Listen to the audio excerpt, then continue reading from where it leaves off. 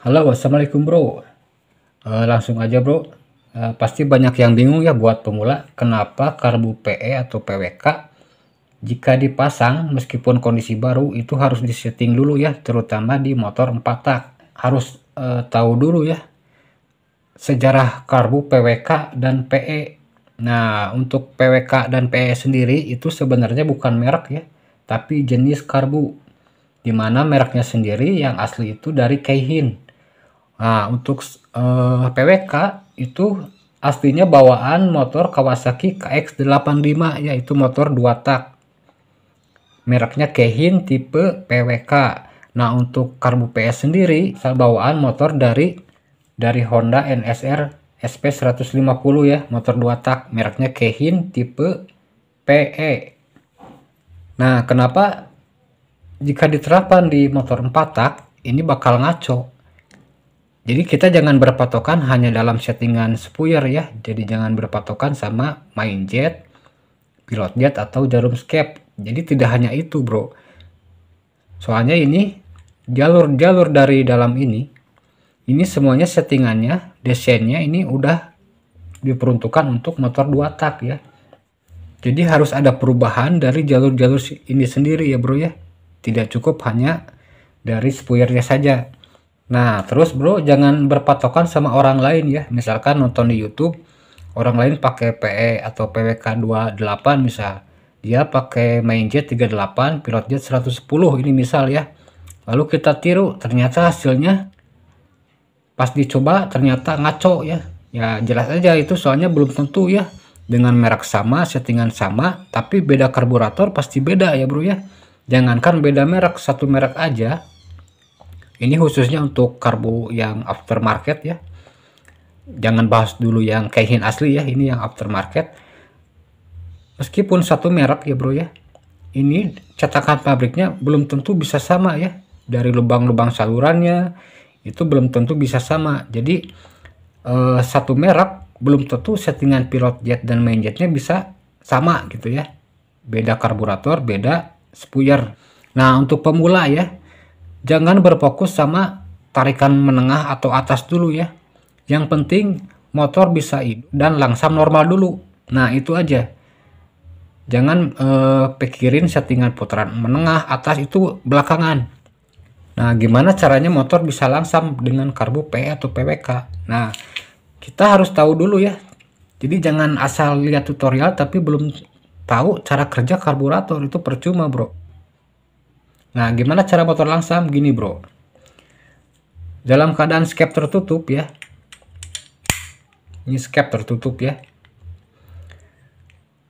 Maka si piston akan menghisap udara ya. Menghisap udara dari intake. Dari lubang ini bro ya. Nah, lubang ini. Karena ini kan skep kondisi tertutup ya. Tidak ada saluran lagi. Kecuali lubang ini. Ini nyambungnya ke sini bro. Nah, nyambungnya ke sini.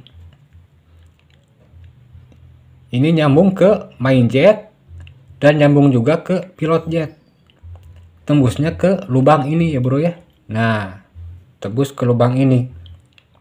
Jadi dari sini udara masuk dihisap oleh piston, lalu masuk ke sini, di sini dicabangkan ya. Di sini dicabangkan ke main jet 1 saluran, ke pilot jet 1. Ya. Nah, kita bahas dulu yang ke pilot jet ya, karena kita bahas tentang langsam ya. Main jet tidak bekerja dulu karena ini masih tertutup ya bro ya. Si skep masih tertutup. Jadi si main jet belum bekerja ya. Nah, dimana setelah udara masuk ke sini ya bro ya, masuk ke sini, lalu masuk ke saluran ke sini, masuk ke saluran pilot jet, maka bensin akan naik lewat pilot jet bersama dengan udara yang masuk ya bro ya. Lalu keluar dari sini bro. Nah, keluar dari sini.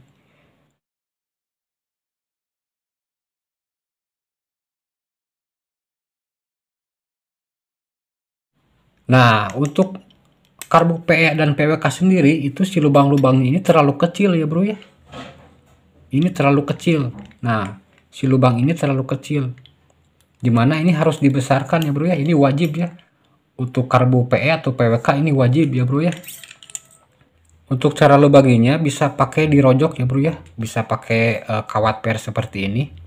Ini bekas perslinser ya kalau nggak salah. Ini ukurannya ini pokoknya maksimal 1,3 mili ya kalau diukur ini. Nah ini maksimal 1,3 mili ya.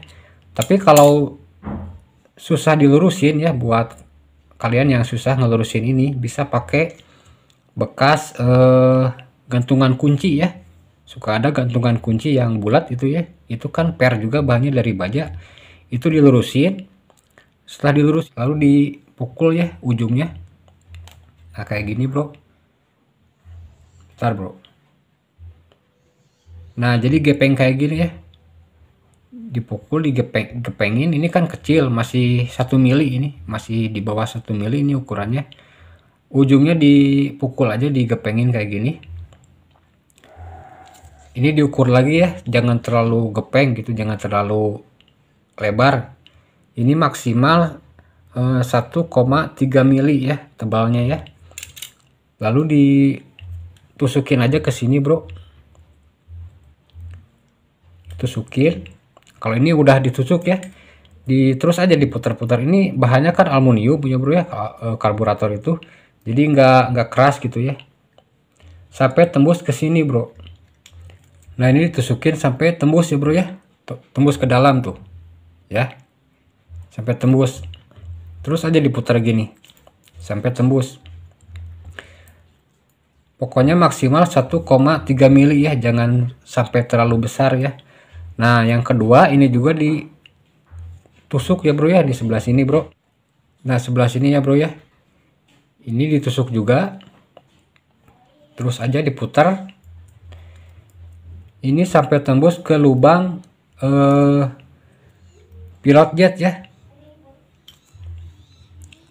Nih lubang yang ini yang di dalam ya bro ya, sampai tembus ya bro ya. Nah bisa kelihatan bro tuh, sampai tembus ya. Pokoknya minimal maksimal 1,3 mili ya. Nah insya Allah kalau lubang ini sudah dibesarin ya bro ya sama ini, kalau sudah dibesarin insya Allah bisa langsam ya. Nah kalau motor udah langsam, karburator sudah bisa langsam, nggak naik turun gitu ya, stabil.